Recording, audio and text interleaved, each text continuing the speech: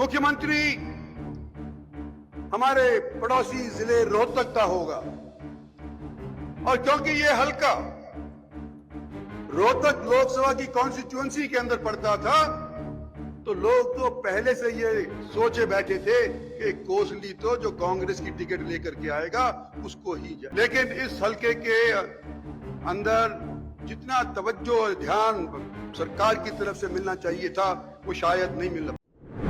गुरुग्राम से सांसद और केंद्रीय राज्य मंत्री राव इंद्रजीत सिंह सीएम चेहरे को लेकर भारतीय जनता पार्टी से एक वक्त पर नाराज नजर आए थे। राव इंद्रजीत ने ये तक कह दिया था कि अहिरवाल से ही सीएम चेहरा तय होना चाहिए।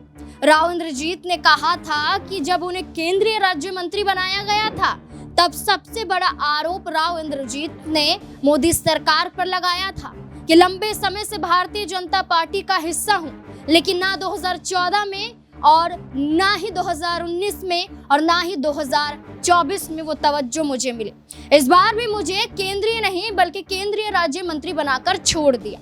नए चेहरे आते हैं, चुनाव लड़ते हैं और सीधा केंद्र में जगह पा जाते हैं, लेकिन मैं लंबे समय से भारतीय जनता पार्टी को गुरुग्राम से चुनाव जिताता आ रहा हूं और इसके साथ विधानसभा में मेरे समर्थक बीजेपी को सीटें जिताकर दे रहे हैं, लेकिन उसके बावजूद उन्हें जगह नहीं मिल रही है। एक बार फिर खुद राव इंद्रजीत ने इशारों ही इशारों में मुख्यमंत्री न्याप सिंह सैनी पर हमला कर दिया है। दरअसल कोसली में धन्यवाद यात्रा के दौरान राव इंद्रजीत सिंह ने बड़ी बड़ी बातें कही। एक तरफ कांग्रेस सरकार पर भी हमला किया तो दूसरी तरफ मुख्यमंत्री न्याप सिंह सैनी को भी बड़ी नसीहत देते हुए नजर आए। क्या कुछ कह रहे हैं, सुनिए जरा। लेकिन आज के दिन इस हल्के का महत्व तो सबके सामने सभ्य तौर के ऊपर मैं बताना चाहता हूं कि ये हल्का ऐसा है, हरियाणा के कोसली नाम के ऊपर आज चंडीगढ़ से लेकर के पंचकुला से लेकर के और नांगल चौधरी तक सब जानते हैं कि सबसे अधिक सैनिक अगर हरियाणा के अंदर एक कस्बे में या फी कैपिटा कहीं पे है तो कोसली के अंदर। इसलिए कोसली के नाम से आज यहां पर अनिल ने जो आयोजन किया है, इस कोसली के अंदर तो अनिल का भी शुक्रिया अदा करता हूं, और क्योंकि पहली बार अनिल एमएलए बना है तो उसने सारे आप लोगों के काम एक टाइम के ऊपर ही सीएम साहब के सामने रख दिए। मैं अनिल से ये कहना चाहता हूं कि आपने इस सरकार को 5 साल के लिए चुना है। अगर सारे के सारे आज ही काम करवा लोगे तो बाकी आने वाले 5 साल के अंदर क्या करवाओगे? कुछ अगली बार मुख्यमंत्री आएंगे उसके लिए भी कुछ बाकी छोड़ दो। कोसली हल्का परिसीमन से पहले नहाड़ हल्का बोला करते थे इसको। जाटूसाना को, नहाड़ को, 2 को मिलाकर के आज कोसली हल्का बना है, और मेरी निगाह के अंदर कोसली हल्का महत्व किस बात का रखता है कि इसके एक क्षेत्र कोसली से अलावा जाटूसाना क्षेत्र से मैं 4 बार एमएलए बन चुका, इसलिए मेरी निगाह के अंदर ये हल्का मायने रखता है। नहाड़ हालांकि अब हल्का नहीं रहा, परिसीमन आयोग ने हमारे साथ दुबात करी, लेकिन नहाड़ हल्के से मेरे ही गांव की एक महिला शकुंतला कई बरस एमएलए रही थी, इसलिए भी ये मायने रखता है। और आज जब मैं कोसली का जिक्र करना चाहता हूं तो साथ साथ ये भी कहना चाहता हूं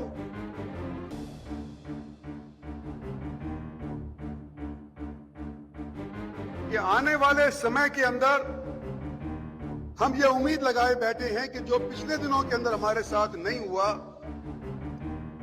जो इमदाद हमारे को नहीं मिली, सो इमदाद मुख्यमंत्री जी इस बार आपके माध्यम से इन 5 वर्षों के अंदर पूरी करी जाएगी।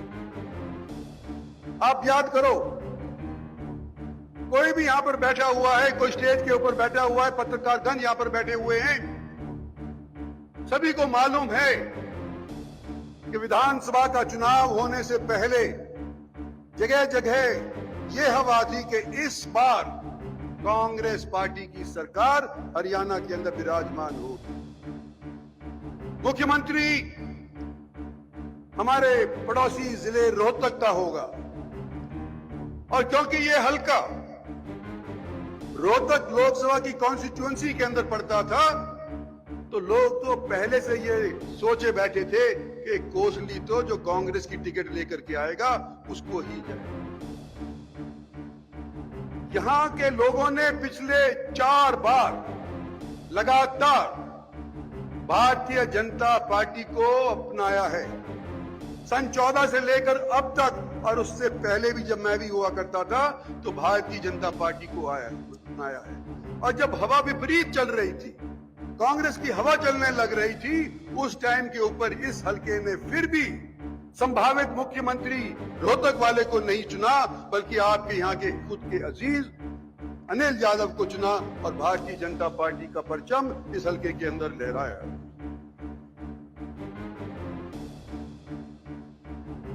साथियों, जब मैं ये कहता हूं तो मुझे ये उम्मीद होती है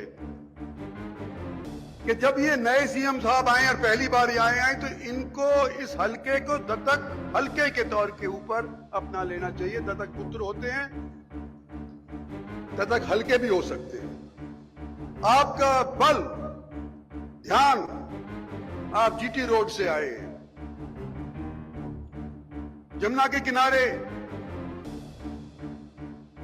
हल्का पड़ता था पहले, आपका वहां से आए हैं। ये सूखा हल्का रहा है राजनीतिक तौर के ऊपर। हालांकि इसने अनेक सरकारें बनाई हैं, लेकिन इस हल्के के अंदर जितना तवज्जो और ध्यान सरकार की तरफ से मिलना चाहिए था वो शायद नहीं मिल पाया है।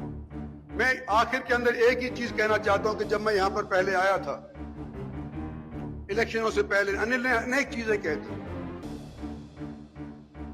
जो समस्याएं हैं तकरीबन सब कह दी, लेकिन जिस बात की उलझन आज के दिन इस कोसली के और भांकली के बीच में है, इसका जिक्र उसने नहीं किया।